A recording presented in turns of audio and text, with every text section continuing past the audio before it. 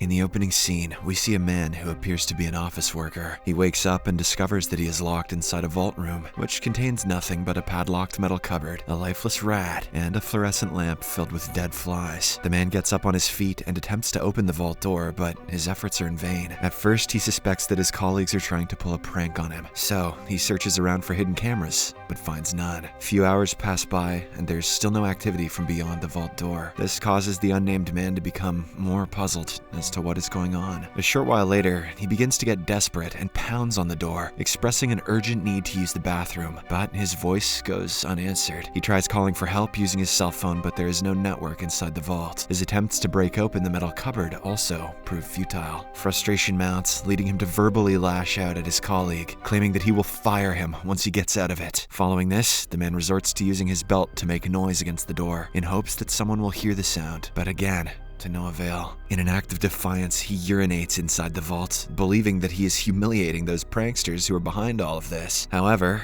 there is still no response, and now he's just standing in his own piss. As the hours pass, exhaustion sets in, and the man becomes weaker due to the absence of food and water. It is the second day. The man, for one more time, checks his cell phone for a network signal, but there is no change. To make matters worse, he accidentally drops his phone while stuffing it into his pocket, causing it to break. At this point, he becomes so thirsty that he decides to do something drastic. He urinates in his leather shoe and drinks it, considering it worse than a light beer. After this, the man begins kicking and punching his surroundings. In the midst of his outburst, he strikes the fluorescent lamp above him and unexpectedly notices a key inside it. Seizing the opportunity, he pulls down the light and retrieves the key, which enables him to open the metal cupboard. Inside, he discovers a collection of tools, notably a blowtorch, a wrench, a hammer, and a chisel. Utilizing these items, the man decides to cut through the vault door. However, his lack of knowledge on how to operate the tool leads him to give up after a few minutes, leaving only a scorched mark on the vault's iron door. Following this, the man attempts to trigger the fire alarm in the ceiling and activate the sprinklers. He is hopeful that he can extract drinkable water from it, but to his disappointment, the alarm is of no use, as even after torching it with fire, nothing happens. This only intensifies his frustration, prompting him to vent his anger on the metal cupboard by knocking it down. However, he soon manages to calm himself down, realizing that he has to save his energy as much as possible because there is nothing to eat. He reassures himself that he is not insane, not dreaming, and is still alive. A few moments later, the man notices a small hole in one of the walls located behind the metal cupboard. With renewed hope, he uses the hammer and chisel to chip away at the wall and create an opening. As he starts breaking through the walls, the oxygen level within the vault room begins to lower. As a result, he proceeds to inhale the oxygen from the cylinder he had discovered earlier. Unfortunately, the concentration of oxygen proves to be too high, causing him to feel lightheaded. He then closes the valve to balance the oxygen like before. At this point, the man becomes extremely fragile due to hunger. Hence, he sets his sights on a deceased mouse that has become a feeding ground for maggots. He then reluctantly consumes the maggots,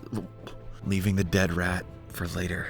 Dude. In the next scene, the man continues his excavation and finally makes a breakthrough. He comes across the steel bars, which he cuts using the blowtorch. Before long, a ray of light penetrates through the hole, giving him renewed hope once again. The man then increases his pace and gradually makes the hole big enough to pass himself through it. However, when he reaches the other side, he becomes distraught to learn that even this room is another vault, just like the one he was previously trapped in. This infuriates him a lot, because all of his efforts have gone in vain. Unlike the first vault, the second room contains a coffin and a lamp adjacent to it. Filled with curiosity, he opens the lid of the coffin, only to find a woman dressed in traditional attire, peacefully sleeping inside. Cautiously, he touches the woman to check if she is dead, but much to his shock, she wakes up. Startled by his presence and the sight of the chisel in his hand, she screams in horror and hastily runs away from him. Despite his attempts to communicate, they find themselves unable to understand each other due to the language barrier. Overwhelmed with fear, the woman escapes to the first vault room, where the man had been staying. The latter doesn't try to chase her, and instead he simply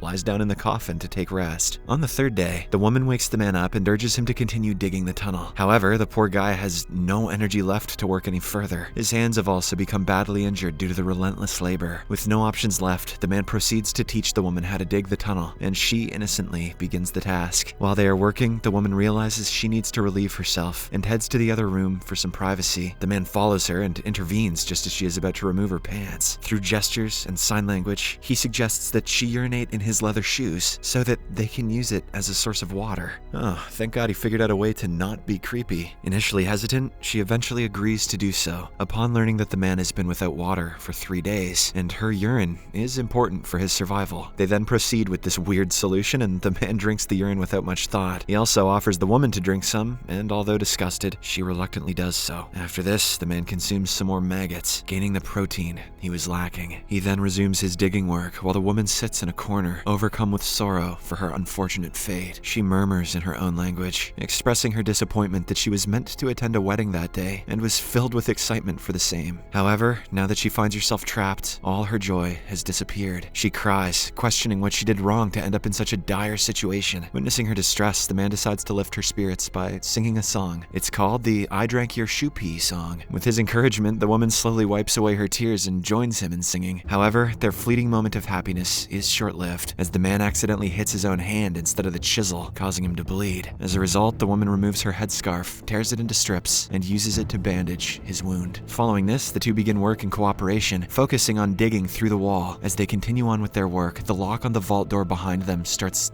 rotating automatically. Seeing this, they immediately rush towards the door in an attempt to open it, but as they approach the door, it becomes locked. This recurring pattern continues, and they consider ignoring it, assuming that someone is toying with them. But after a while, they finally decipher the actual trick on how to open the door. Turns out that as long as they have their backs turned to the vault door, it unlocks on its own. With this revelation, the man devises a plan, and the duo cautiously walks backwards towards it. Surprisingly, the door remains open, and the two are able to access the third room. But, just like the previous instance, they find themselves in yet another vault, but this time it has an empty grave, with a tombstone placed at its center. Upon looking around the room, the woman suggests using the same trick of turning their backs on the vault door to open it. The man likes the idea, and so they position themselves with their backs towards the door, and start digging the grave further. Unfortunately, their strategy fails to yield the desired outcome this time. By this point, the man is overcome with exhaustion due to prolonged hunger and dehydration. He gradually loses hope and lays down in the grave. Worried, the woman checks on him and realizes that he has a fever due to his weakened state. After a while, the man begins to think that the mastermind behind all of this wants them to turn against each other. He guesses that they will not be able to escape unless one of them is killed, and that the grave in that room symbolizes the fate of one of them. As tensions escalate, the man contemplates killing the woman, but he lacks the courage to carry out such an act. He cries out, expressing his desperation and stating that he can endure consuming dead rats and maggots, but cannot bring himself to take someone's life. By this moment, the man has lost all hope, and he simply wants to pass away peacefully. However, the woman slaps and kicks him, urging him to stay awake. She then somehow manages to carry him out of the grave and allows him to rest for a while. An hour later, the enraged woman starts screaming and banging on the vault doors. She directs her cries towards God, questioning why she has been trapped and what sin she has committed. Overwhelmed by emotions, she breaks down in tears. Even in this critical moment, she feeds her tears to the man as a means of sustaining his life. Shortly after, she holds his hand and